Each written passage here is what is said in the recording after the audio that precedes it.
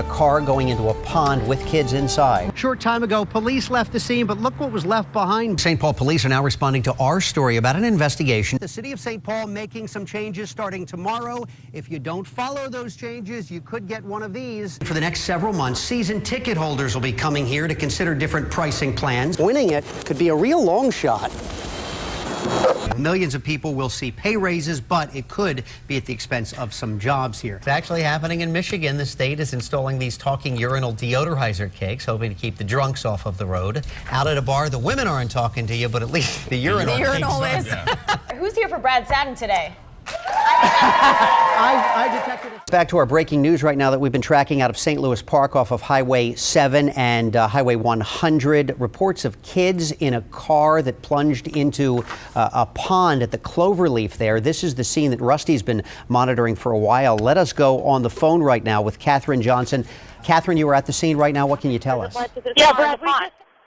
All right, so again, this happening at this point over an hour ago. That scene still active there. Catherine saying that no divers are in the water right now, but they may have pulled as many as 4 children out. We do not have any indication of their condition, although our photographer on the scene, Jeff Ganol, reporting a little while ago, he saw 3 of the kids being pulled out, appeared to be lifeless, and were taken to the hospital. So we are going to check back with Catherine very shortly to get an update on this. Again, that State Patrol news conference going to be getting started very shortly. Yeah, a lot of emergencies. And we are looking at this video that was shot just a short time ago. It looks like that maybe they're standing on top of the car, or is it just not that deep? But clearly we can't see the car, the vehicle in these pictures here, but we see the divers who appear to be only about waist deep. Welcome back. As you know, for about an hour and a half now, we've been following this breaking news coming out of St. Louis Park, a car going into a pond with kids inside. We do have team coverage inside. Are we hearing anything about the conditions of the 3 we know, at least 3, that were taken to the hospital?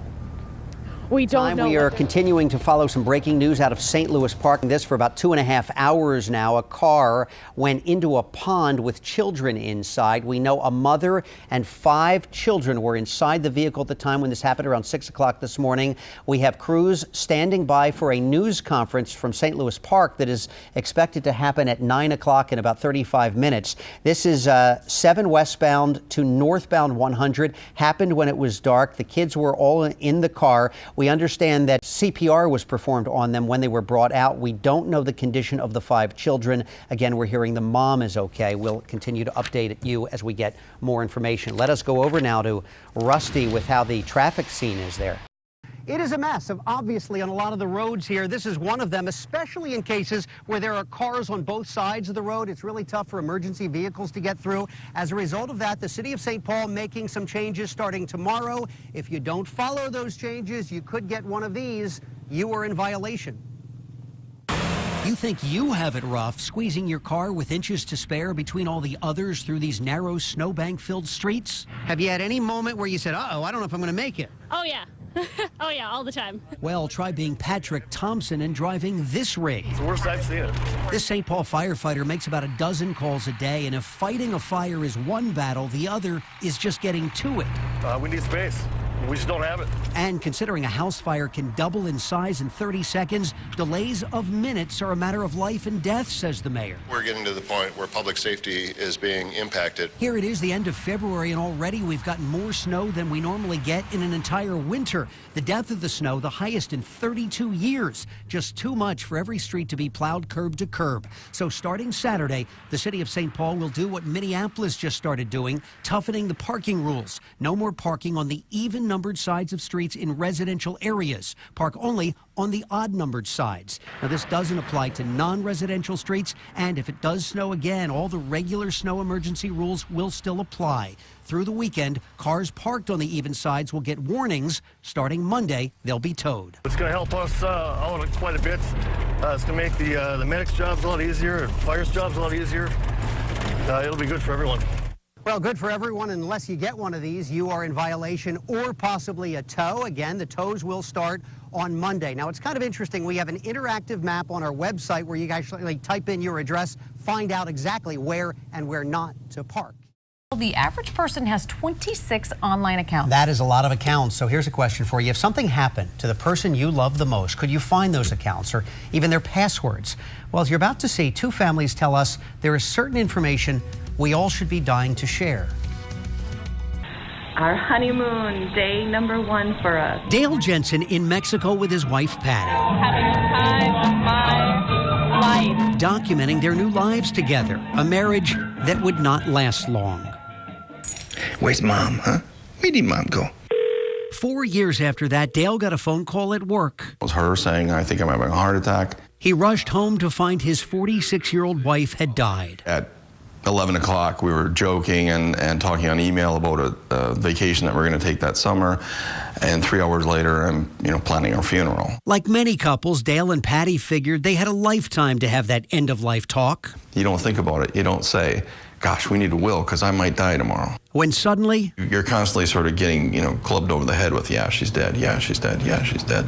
That's because they never really planned for it. Patty just never got around to putting Dale's name on her bank accounts, car loan, or investments. And even the software engineer couldn't crack her passwords. What's her PIN? I don't know. You never ask people that. It's a 4-digit number she probably chose when she was 20 years old. Suddenly, everything became too real. Once you're gone, nobody can ever ask you anything ever again. Her death turned him into a detective. An old receipt from a concert ticket helped to find a credit card. And it took months to get balance information on her car, timeshare, frequent flyer miles, and the money she was owed. There's so much out there, and I'm sure I never uncovered all of it. So frustrating, he took to writing.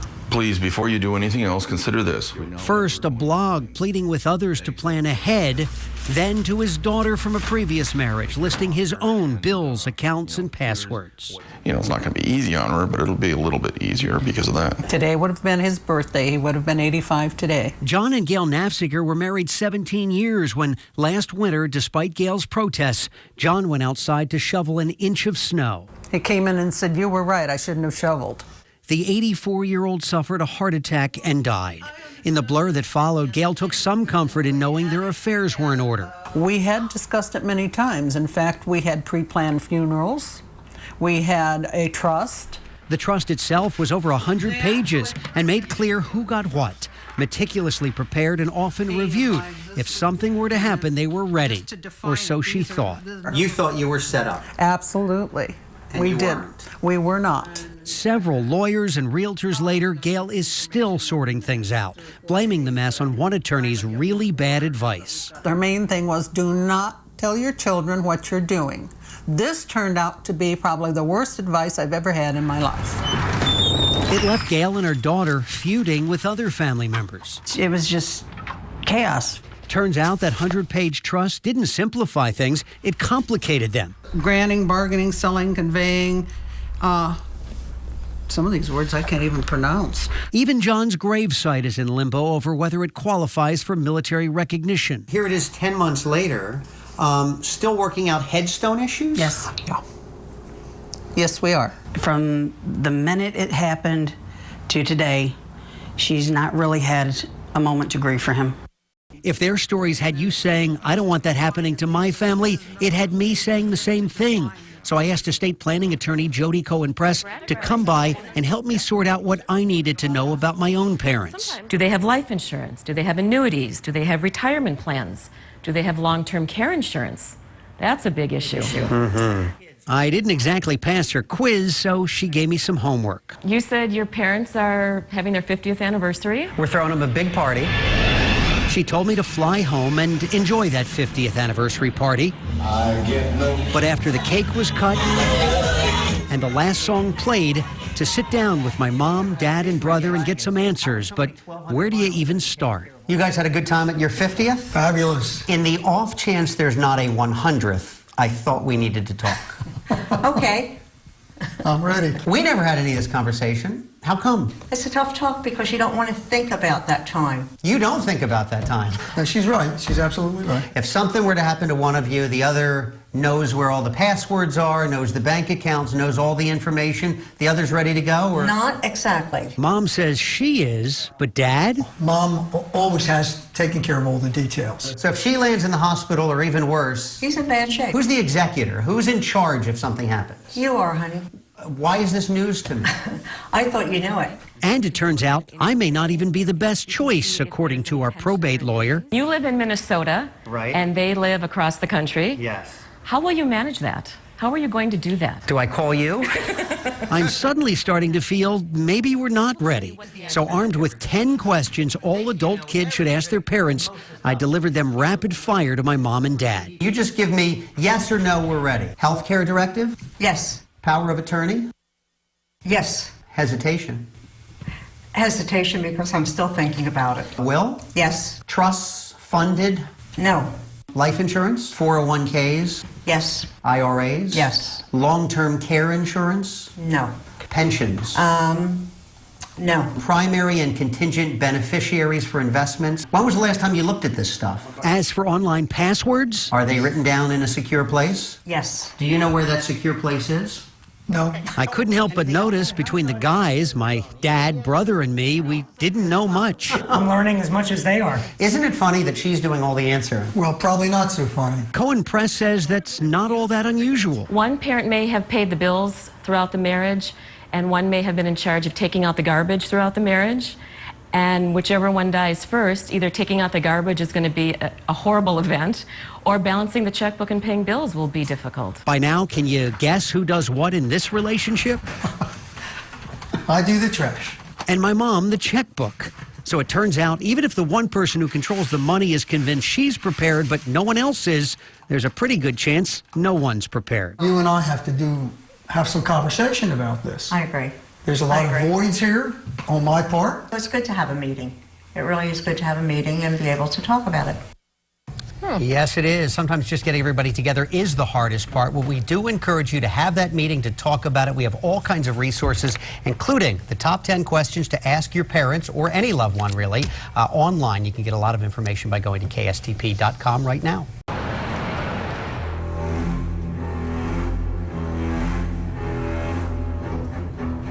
As you head to the shopping mall this holiday season, we wanted to alert you to a possible threat, one that parents have known about for generations, one that they don't seem to care strikes fear into the hearts of young children everywhere. They are heartbreaking images captured by my own coworkers of their sons, daughters, nieces, and nephews. From the looks of sheer terror to body language that, if it could talk, would say, "Mommy, Mommy, get me out of here!" Even the twins of my co-anchor Megan Newquist hysterical when faced with this threat. And this is the face of the threat. Yep, that dreaded trip onto the lap of old St. Nick. Look over there and say, gee, you did it. Cool, guys. I paid a visit to Mall of America to see for myself because, hey, let's face it, this could be fun. Patty cake, patty cake. But a funny thing happened watching Santa in action. How is everybody? No one cried. Not a one. Santa was too busy signing leg casts. I mean, was anyone even remotely scared? No? Are you still sleeping? I'm beginning to think my crying baby story is in serious jeopardy. We've been doing pictures for a mighty long time. Even older kids paid him a visit, as they've done every year since they were born. Mom just keeps bringing them back. My kids have been seeing the same Santa for 17 years. How many times have they cried? None. How is that possible? I don't know, he's such a great Santa. Even the one mom who predicted it. They're gonna cry. Let me down. Yeah, what would you like for Christmas? A book. For this Santa, it's the challenge of it all. It's like an addiction I have, and it's like, what kind of game or what can I work out to work What can you do to keep away the tears? Right, and I have enough tricks with a lot of experience. 42 years on the job, and talking to him convinced me he's the real deal. No one cries. I don't get too many, though. Play with the tank engine, boy. Well, almost no one. I might lose that many a year. Really? 5 a year? Yeah, I don't Out of how lose- many kids? I see 15 to 17,000 kids in my time here at the Mall of America. And 5 of them will cry? 5. You did a good job. That's for you, hon. So my crying baby story was a failure, but my producer suggested I give it another try, starting with his own son, come Easter.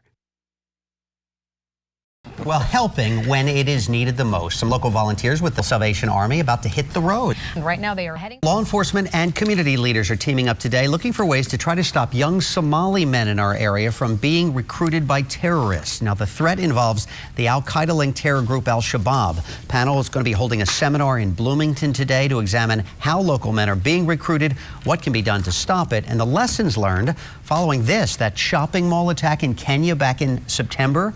Al-Shabaab is claiming responsibility for that 4-day siege that killed 67 people. The FBI is looking into some evidence that trained terrorists are doing their prep work right here in the U.S.